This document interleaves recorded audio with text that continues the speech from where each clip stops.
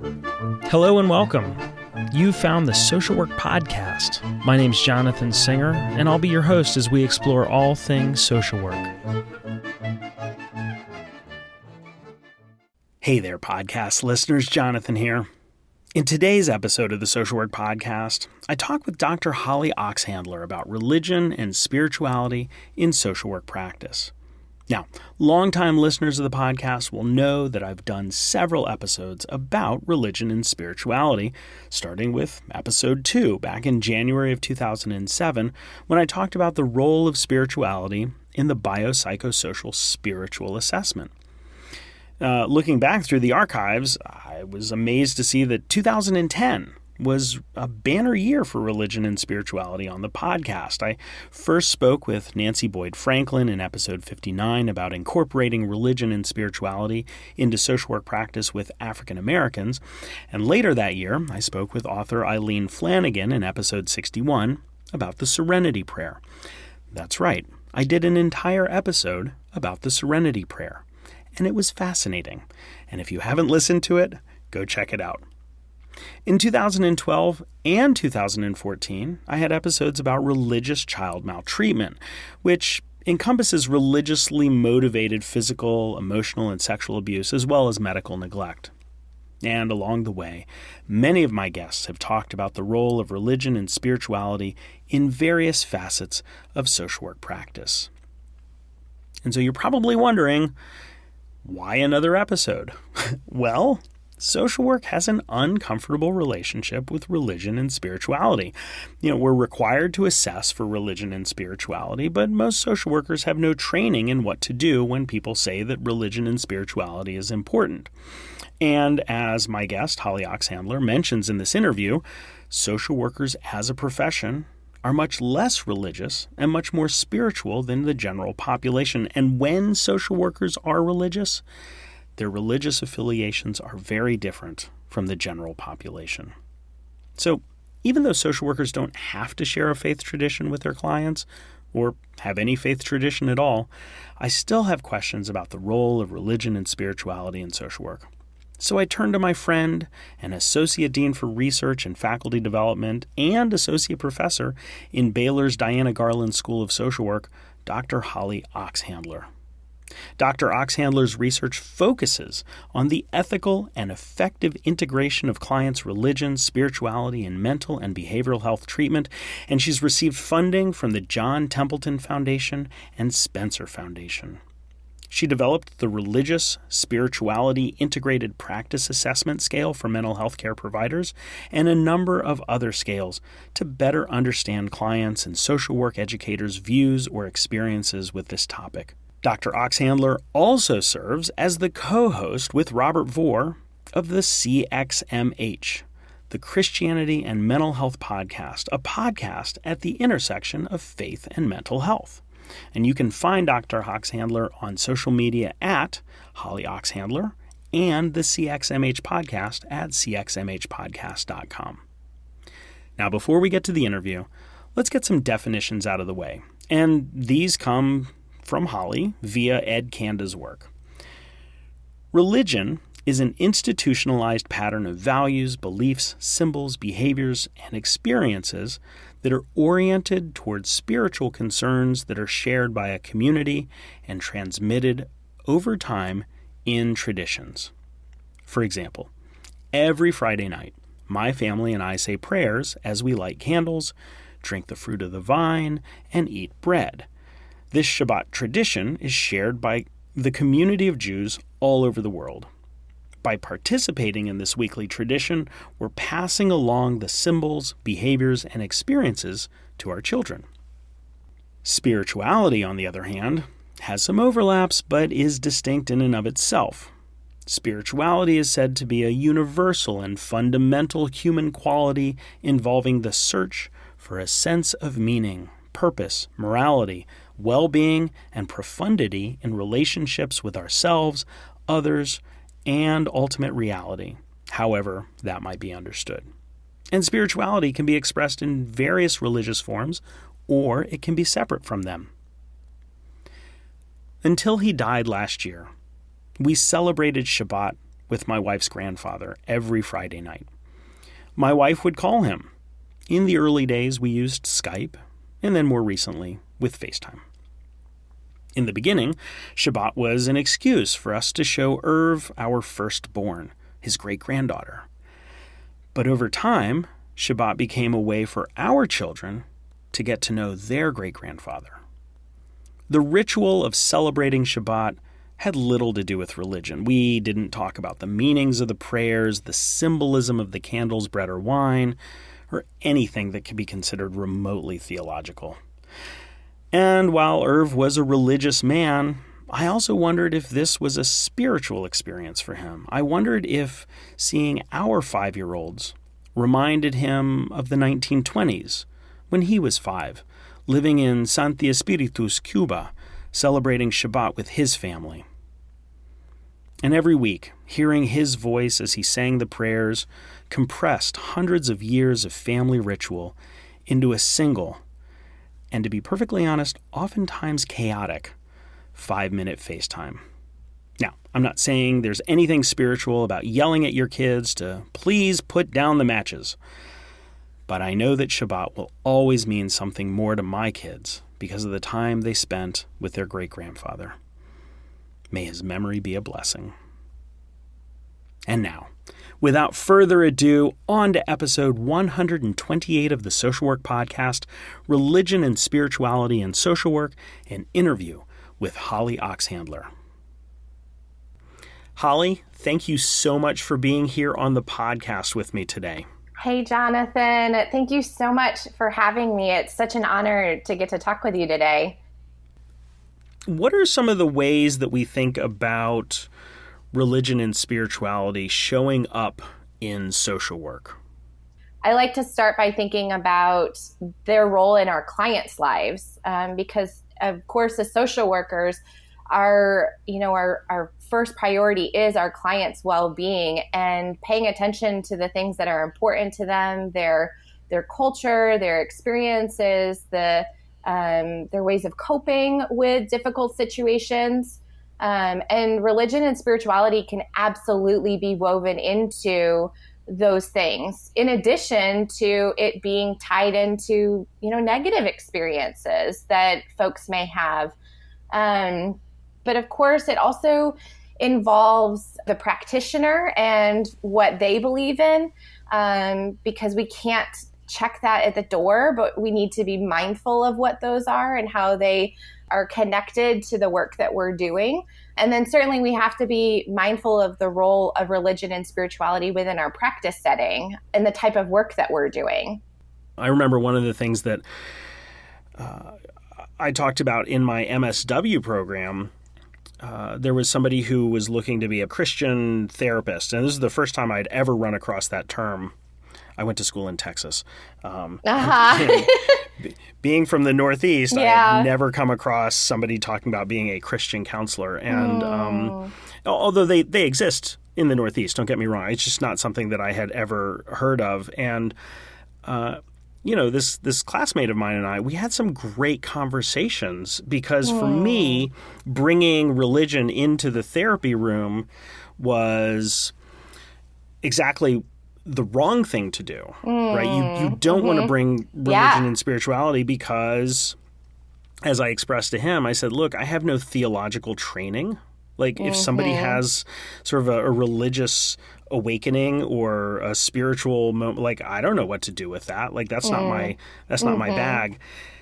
But his take was very different. He was the first person to tell me that, most people that seek mental health services actually have some sort of faith community, are part of a faith community, are involved in some sort of spiritual practice. And so, that for me was a real eye-opener about the intersection between faith, spirituality, what a social worker does, what the client's life are, and we were in an educational setting.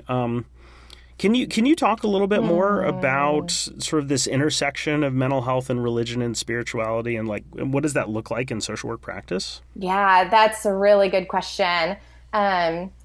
I love the ways in which, your colleague kind of started to unpack that. and thinking about how this looks in clients' lives. And truthfully, I'm originally from upstate New York too. And so that northern, I understand that northern culture, it's not as talked about. It just wasn't discussed as much. I remember that and how much that shift of moving to the South, what that looked like. And specifically for me, it was when I was shortly after I had moved to Texas. I think within the first handful of years, I'd finished my undergrad. I was working with older adults with anxiety and depression.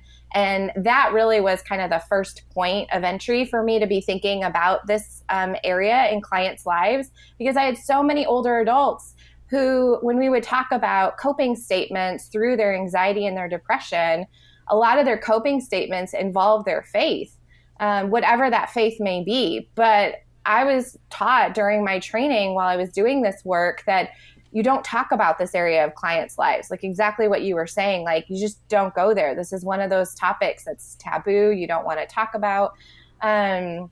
And so I really struggled as an early clinician to think well, what do I do in these situations where this is clearly something that's important for my clients, but I don't really have the tools. I'm not trained, as a faith leader or have any kind of theological background to navigate these big, complex topics.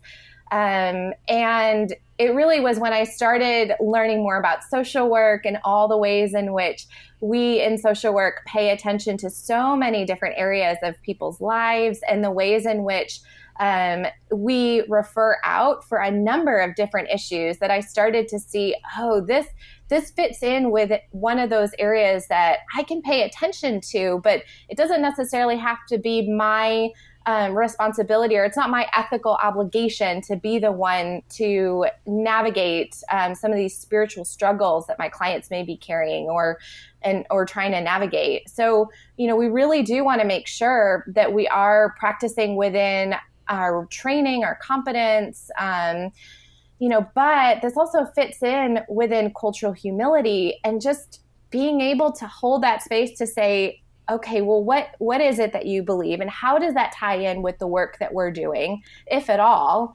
Whether it ties in a positive way, where it's a mechanism of which you lean on in order to cope with what you're navigating, or if it is somewhere, one area of your life that there's a lot of pain that we need to be talking about and unpacking too.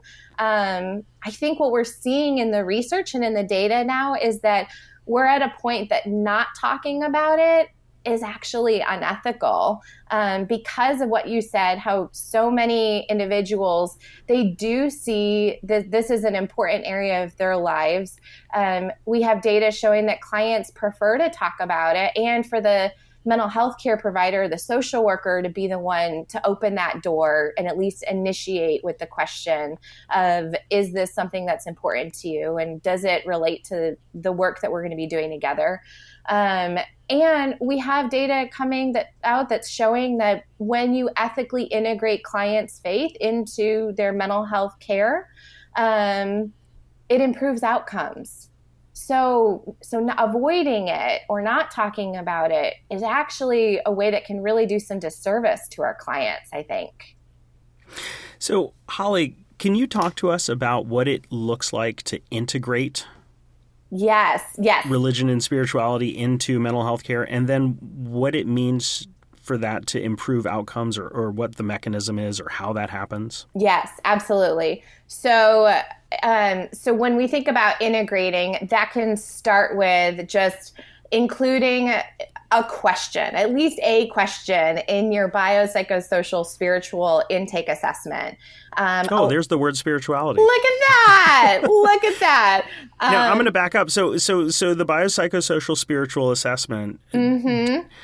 So it says spiritual, but you made this really clear distinction in the beginning between religion and spirituality. Yeah. And so is there an expectation from the Council on Social Work Education or NASW that we're focusing on the spiritual but not the religious? Yeah, it's really interesting. So we actually see in NASW's Code of Ethics, I'll say that religion is in there, but we don't see spirituality. And in CSWE, yes, we do have religion and spirituality noted in there as an element of diversity that we need to be paying attention to alongside so many other layers of intersectionality.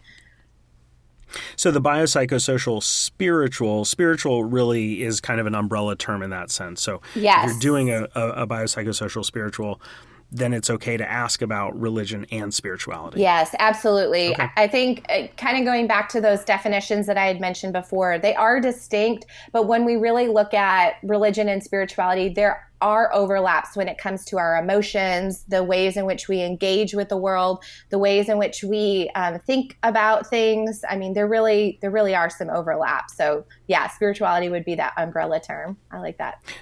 So I had asked you about how you integrate, and you said, this can start out with a question. What would be a question that you would ask that would start to integrate this into social work practice? Yeah, that's good. So what we have seen in the past is that typically folks will just ask what faith tradition individuals, like what is their faith tradition?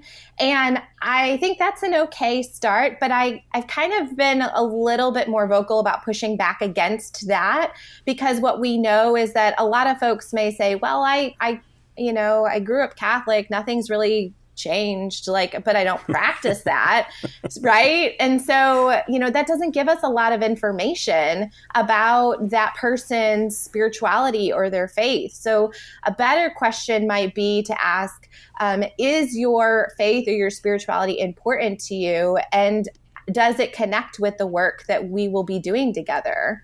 Or how does it connect with the work that we're going to be doing together? Or do you want to talk about it as we embark on the work that we're going to be doing together?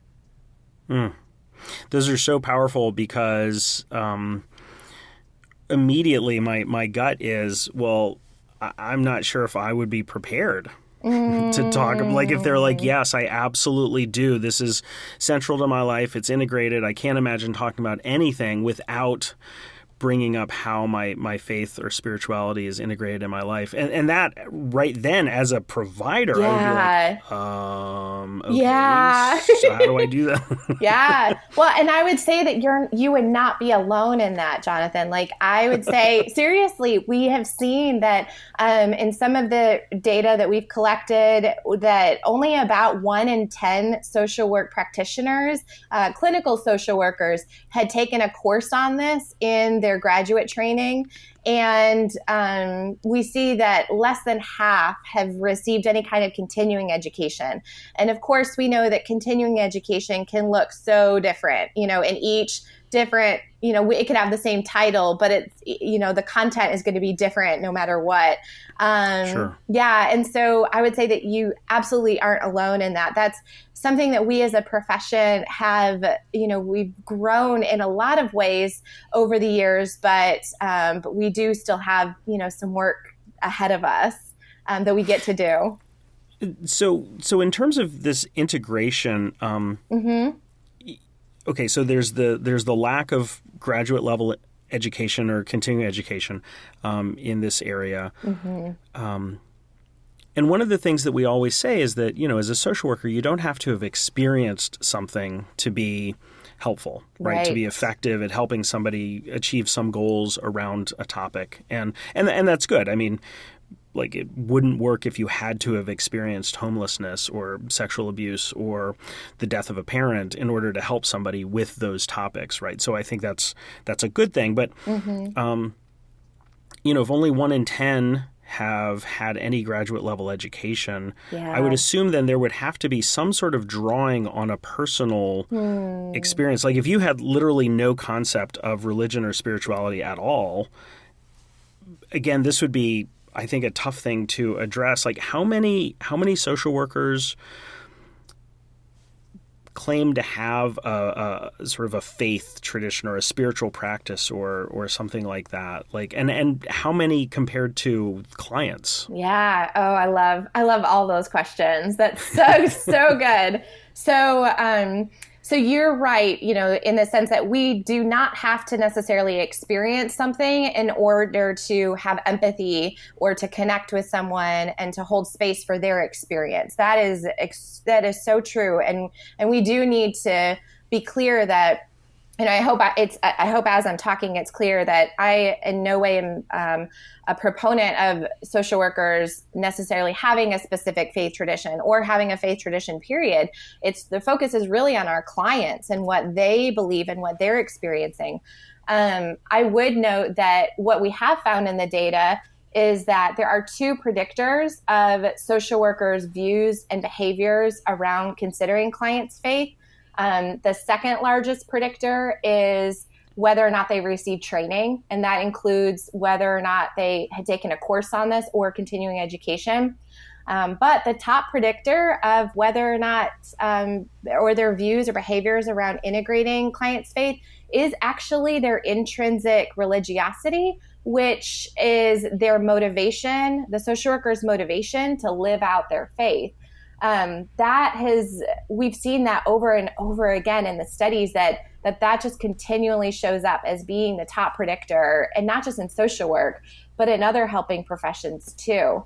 And so I want to be really clear that, that noting that makes it even more important, I think, for us to be mindful of what it is that we believe in and to spend some time thinking through that, because clearly what we or our motivation to live out our faith is impacting what we do in practice. And that's extremely important when we see kind of what you were alluding to a moment ago, that our beliefs and practices as social workers compared to the general population are extremely different.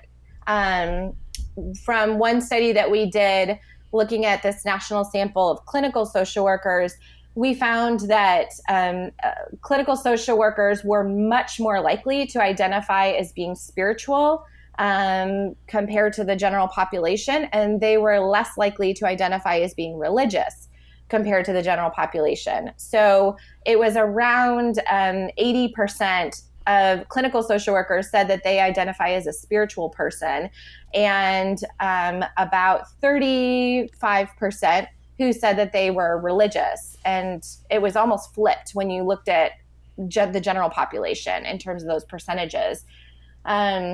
So that was interesting. Yeah. And clinical social workers see these two terms as being much more distinct compared to the general population. So our vocabulary matters when we're talking with clients about this area of their lives. And then when we look at the breakdown of religious affiliation, we again see a very big difference where, at least with clinical social workers, we see about half identify as Protestant compared to the general population, about half identify as Catholic compared to the general population. Many, many more clinical social workers identify as Jewish compared to the general population. And with it, it's about 22% as compared to about 2%.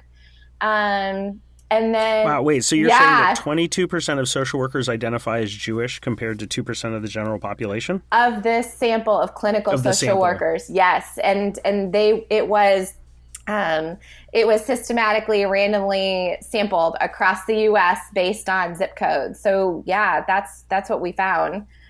Wow. Which I have to say, I mean, it speaks to the fact that social work historically as a profession was open to groups that were excluded from other things, right? So my next question, I know that I interrupted you, but I'm really curious about how, if you have any sort of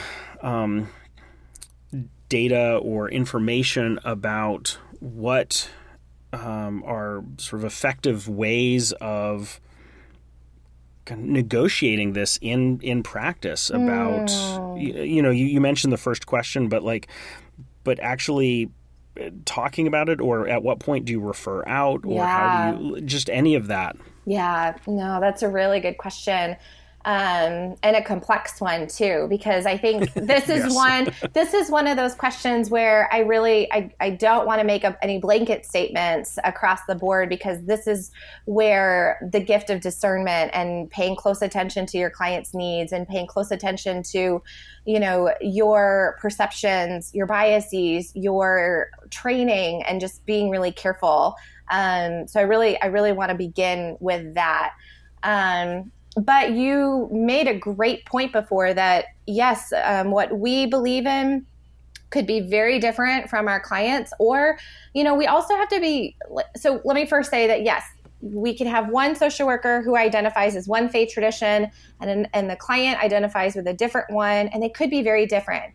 But I also want to note that there could be ways in which they are very similar. You may have a Buddhist social worker with a Christian client who both elevate the practice of meditation or mindfulness in their own traditions, in their own unique ways. And at the same time, you could have a social worker and a client who both would check the same box in terms of their religious affiliation, but be on completely different spectrums on various practices or issues or things like that.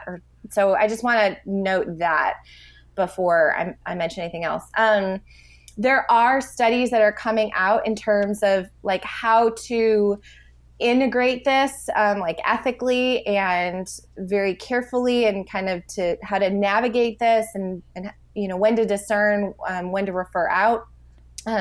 There's more in the research around integrating religion and spirituality into like cognitive behavioral therapy. There are manuals that are coming out that walk through that. In terms of how to weave in coping statements that honor the client's faith, or how to weave in faith-based images into thought stopping or cognitive restructuring, or certain types of skills or behaviors that clients are wanting to engage in. So I've seen a lot with that.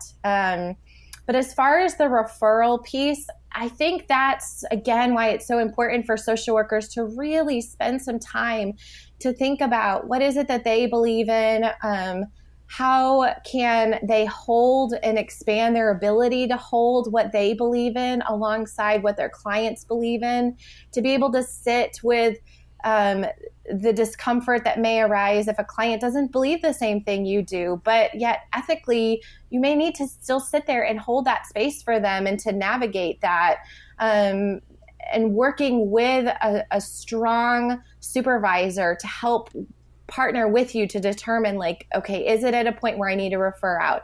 I think especially when there are like spiritual struggles that really do require like theological training or some form of faith-based training, regardless of the faith tradition.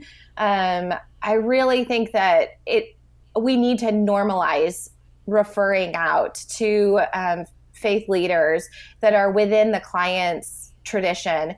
But I would say that the social workers, it's really on us to do that background work of like trying to find faith leaders, diverse faith leaders within our community that we could refer our clients to, and to get to know those faith leaders so we know kind of where they stand on a number of social justice issues, so that we don't cause more harm by referring our client out to someone who may, be in their, trying their best to help the client, but really they're causing more trauma or harm. So I think ways in which the social worker could like have a list of local faith leaders that they can talk through or ask questions about, or say, hey, this client is bringing up this practice. What does this mean? Just to increase their cultural competence and humility on these issues. I mean, I think that's a really important point. It speaks to the fact that the social worker works in a multi-systemic context. Yes. Right? We've been talking a lot about sort of the mental health kind of therapy room relationship, but what you just talked about is our responsibility to ethically and professionally engage in service coordination, referral, and I know that in my work with suicide in schools, that particularly when we talk about how school staff members can help to negotiate the processing of grief and loss after someone dies by suicide, that the conversation inevitably, and rightly so, includes faith communities. Because I think somebody once told me, I don't know if this is true, but that there's this kind of hypothesis that kind of faith started because of people trying to explain and understand death, right? Like why do people die? What happens after death, right? Everything else you can sort of touch and feel, and there's a sun god and there's a rain god, but like, what is death, right? So that's sort of this idea of sort of contemporary religion and spirituality. And if we have theologians listening, and I'm totally wrong, please, I apologize. So, but no, it does speak to this idea that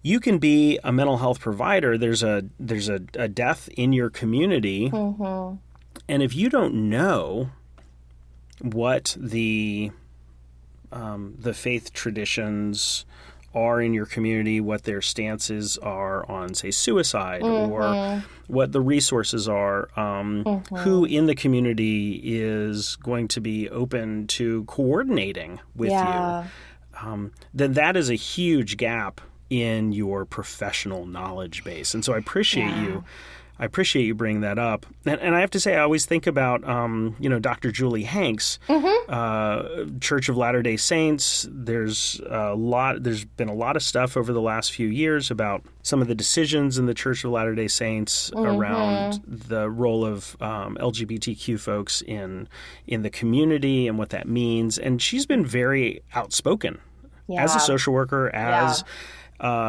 she's the wife of a bishop, and she runs a mental health clinic, and she's been very outspoken about how it is important to distinguish the doctrine that people write versus God's word. That's right. That for me was a very powerful distinction, and it was helpful thinking about, where do you stand on these things that I know that are important for my client, and having that distinction in mind was really helpful. I think that's really important. I like how you brought that up. I want to pivot a little bit. Okay. Because I know that you've done a ton of research on all of this, and so we could go down the rabbit hole in terms of research studies, but I actually don't want to do that because as a researcher, there's some things that I find exciting, but I know that not everyone. We geek out of it, but not everyone does. And you've actually, because I know your research, I know that you've actually been speaking from your research, and so I think that's great. And everybody can read the research, but you. You're also a podcaster. I am. You are the co-host with Robert Vore with the Christianity and Mental Health podcast. That's right. Which you connected us, Jonathan Singer. Yes. That's right. I had the honor and pleasure of being on the CXMH podcast with Sherry Moloch. That's right. Who is a suicide prevention researcher, and she works around developing suicide prevention in African American churches. And so it was a great experience. But I was wondering if you could talk about how you use this podcast to bring together mental health professionals and religious leaders, how you see the CXMH podcast as a resource for social workers, and even if there have been any conversations that have really sort of kind of stuck in your mind that you've had in that. Yeah. Oh man, I'm just so excited that you asked about this. And it really is so fun because when you and I met in 2017 to talk about some of the research, it was like at the end of our conversation, they were like, "Hey, do you know who Robert Vore is? You need to check it out. You need to check out CXMH." And a year later, I was like, "Hey, y'all, I'm a new co-host." So anyways, that was amazing. It was so fun. Yeah.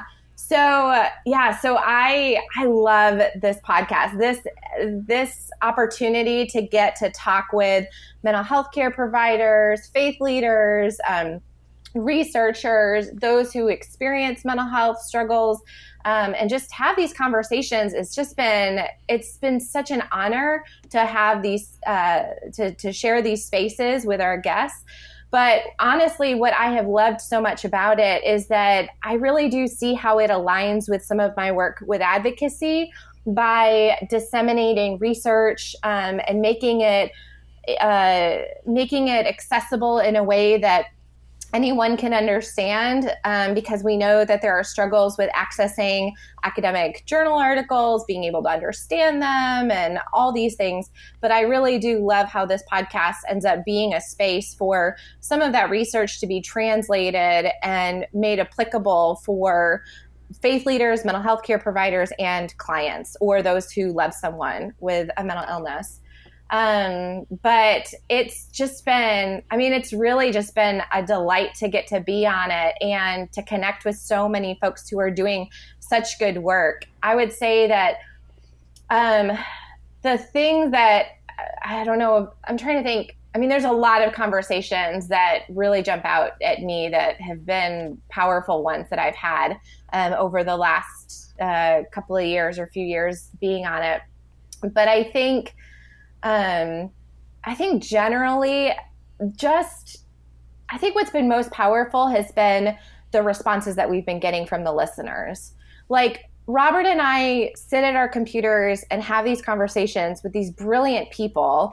But then when we see the feedback from listeners around how they have taken the content from the episodes and applied it to their everyday life, or like we had one person who, we had an episode where the guest talked about traveling out and going on pilgrimage to the Camino de Santiago.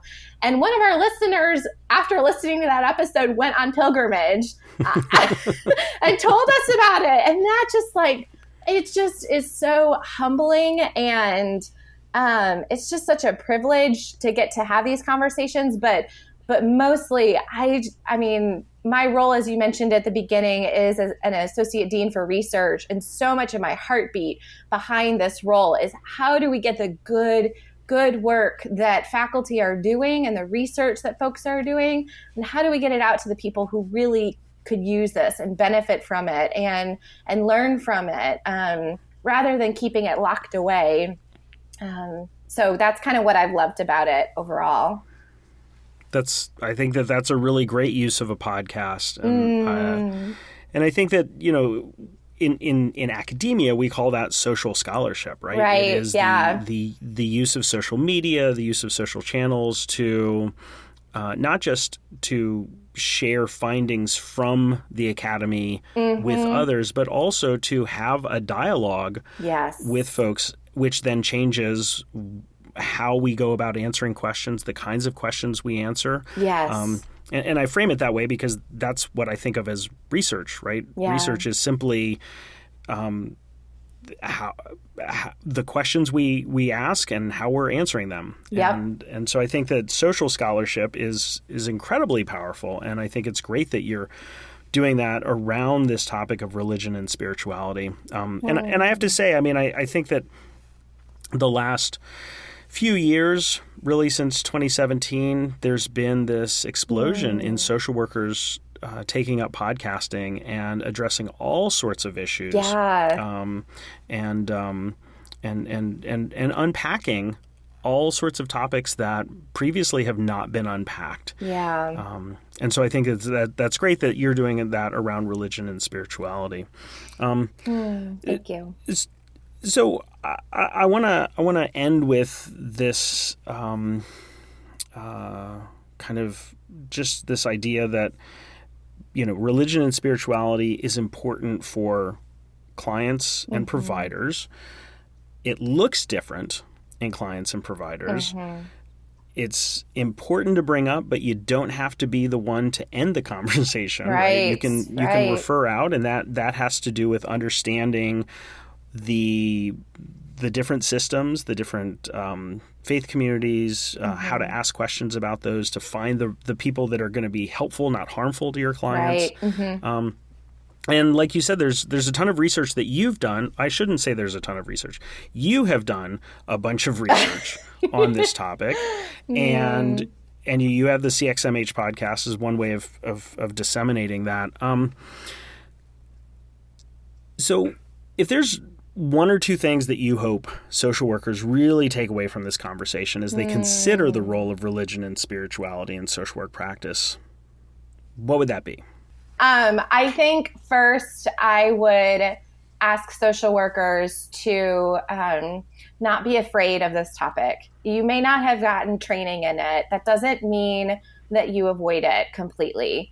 There's a lot of topics and areas in our profession where we don't get specific training in, but we're really still called to pay attention to these diverse areas of our clients' lives. And especially knowing that about 80% of U.S. adults say that their religion is at least somewhat or very important to them, we cannot avoid this topic. And we know that clients say that they want the therapist to be the one to bring it up because of it being taboo. So I'd want to start by asking social workers to just not be afraid, but to read about this perhaps before jumping right into it. Like maybe read some books. I have a whole list of books I recommend on my website under the resources tab at hollyoxhandler.com. That could at least give you a starting point. And there are some trainings that I have linked in there as well. So I would say start with that.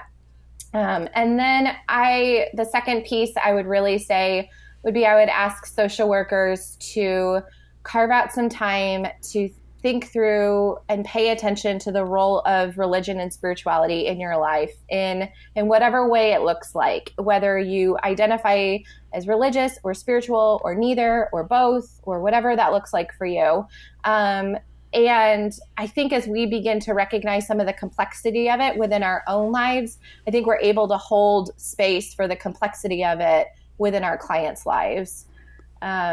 So I would ask them to pay a little bit closer attention to that within their own lives as well. Well, and I appreciate you mentioning these resource links because, this, I think everybody's on a different place in their journey with this. That's right. Yeah.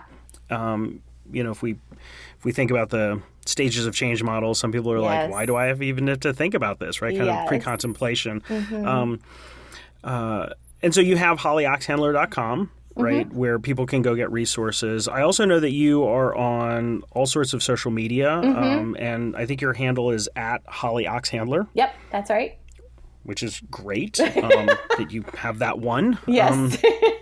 And so, what I would just say for the listener, go ahead and subscribe to Holly's stuff because that is a way that you can get it pushed to you. And as you're looking through your feed, you're like, oh, wow, that's really cool. Like this new study just came out that has some really important implications for my practice. Or, if you're a faculty member, doctoral student, whatever, you can also have access to that. And I think that's really important. And I have to say that, because you're doing stuff that relates to so many people. Yeah. The percentage of people in the United States that say that they have either a religious or spiritual practice is huge compared to a lot of the other things that we deal with. If you're listening and you subscribe and you're like, oh, this is great, like you could share Holly's information with people that aren't social workers. Yes, and then that's right. they would have access to it too. So that's a great thing about your work. And it's something that's not everybody can do that, right? Yeah. Not everybody has a topic that is more easily shared with the general public. So, thank you. Thank you for noting that. I appreciate it. Yeah, of course. And, Holly, thank you for all of your research and your scholarship over the years on this and for being on the podcast and talking with us today about religion and spirituality and social work practice. I really appreciate it. Thank you so much, Jonathan. I appreciate you and all the good work that you are doing with this podcast, with the association, and with just so many of us. You are just such an important part of our profession, and I'm grateful for you too. So thank you. Oh, thank you. Of course, of course. I'm Jonathan Singer, and thanks for being with me today for another episode of the Social Work Podcast. If you missed an episode or have suggestions for future episodes, please visit socialworkpodcast.com. If you'd like to support the podcast, please visit our online store at cafepress.com/swpodcast. To all the social workers out there, keep up the good work. We'll see you next time at the Social Work Podcast.